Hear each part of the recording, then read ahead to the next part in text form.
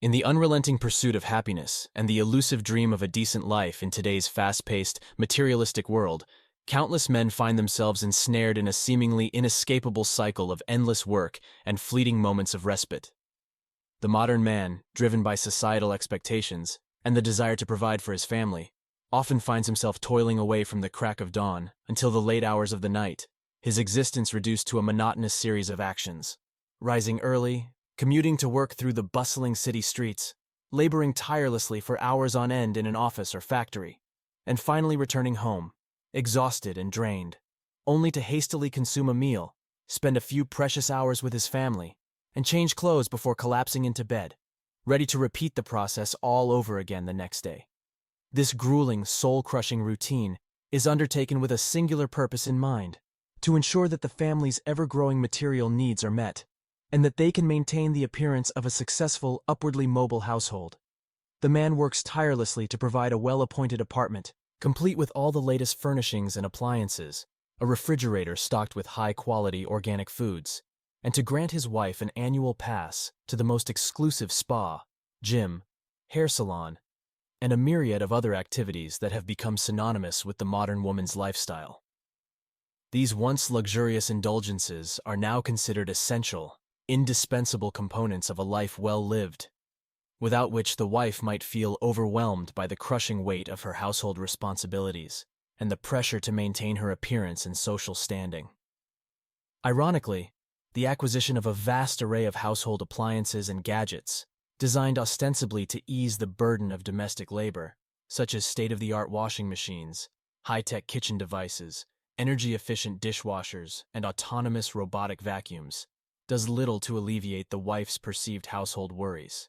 Instead, she insists on performing every task manually, from sunup to sundown, meticulously scrubbing, washing, and tidying, while still carving out time for her sacred spa treatments, intense gym workouts, and indulgent pedicures. The husband's hard-earned money is expected to support not only these activities, but also to provide his wife with a sleek modern car, as the idea of a self-respecting, successful woman using public transportation is simply unthinkable in their social circle. This was precisely the life the narrator and his wife had been living since their grand fairy tale wedding in the summer of 2012.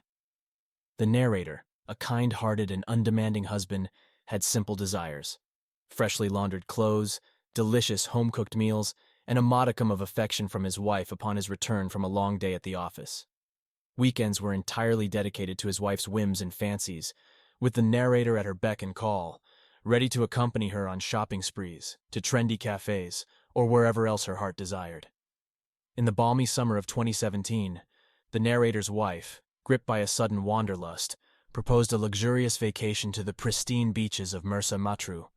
a picturesque resort town nestled along the Mediterranean coast of Egypt. Unable to secure 3 weeks of leave from his demanding job,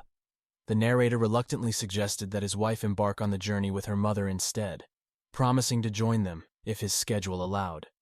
To his surprise, his wife's reaction was uncharacteristically subdued, expressing only a hint of mild discontent in a calm, almost nonchalant manner, as if she had secretly anticipated his inability to accompany her. As the two women set off on their adventure, the narrator bid them a tearful farewell, his wife promising to call him every hour and professing how much she would miss him during their time apart. During the first week of the vacation, the wife diligently maintained contact, regaling her husband with tales of their exploits and the beauty of the resort, either calling him or eagerly answering his calls. However, as the second week progressed, there were a couple of instances where she failed to pick up, later explaining, with a tinge of guilt in her voice, that she had accidentally left her phone in the room or was swimming in the crystal-clear waters of the sea when he called. By the third week, the calls had ceased entirely, with the wife assuring her husband, in brief, rushed conversations, that everything was fine and there was no need to spend extra money on international calls, especially with the vacation drawing to a close. Upon their return, the narrator, his heart filled with anticipation and longing,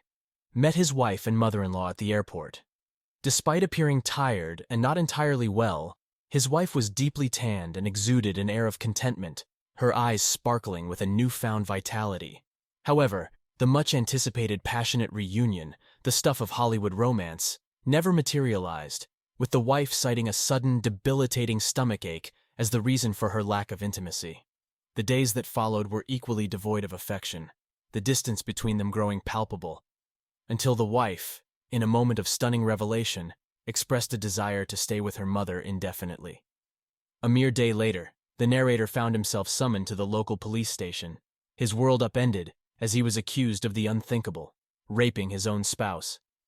Despite his vocal protestations of innocence and utter disbelief at the allegations, the police presented a damning array of evidence, including medical reports from a gynecologist and a specially convened commission,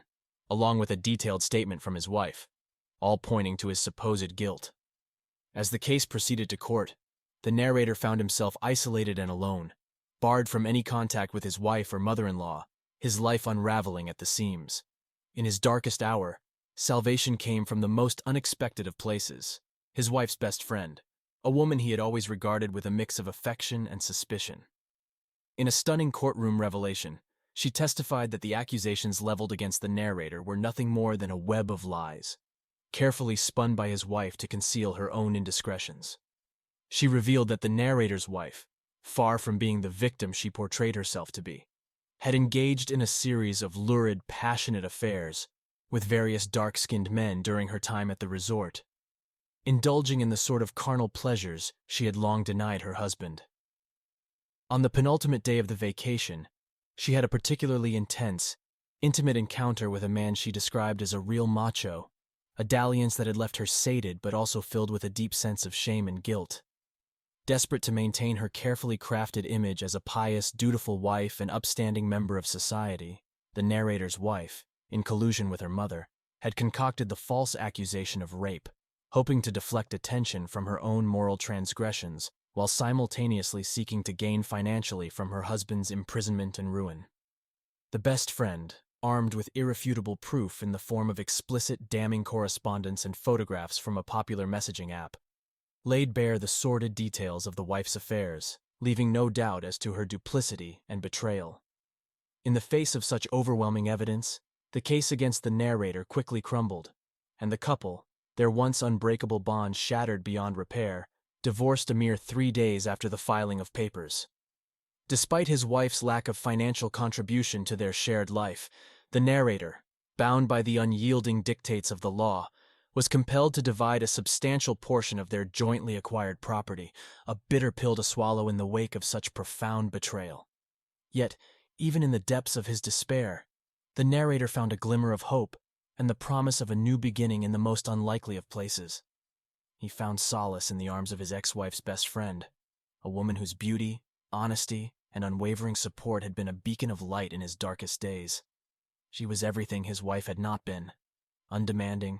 attentive, and truly devoted to his happiness and well-being.